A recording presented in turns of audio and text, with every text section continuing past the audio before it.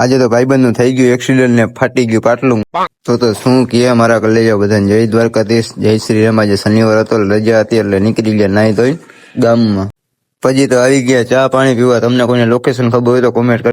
પછી તો કલેજા નવરા હતા બી ગયા. જો 14-15 ગાડીની નંબર પ્લેટ VIP.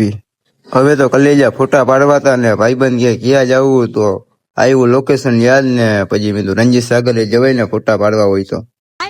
હવે તો આવી ગયા ઉપર ને ભાઈબંધ કે લાવ એકાદો મસાલો બનાવી નાખું. ઓલો પૈડું બૈડું કોણ કેતા હતા? ભાઈબંધ કાંઈ નથી પહેર્યો, આ તો ફેશન છે ભાઈબંધ પાટલું ની. તમે કોઈ દી તો પહેર્યા નહીં હોય.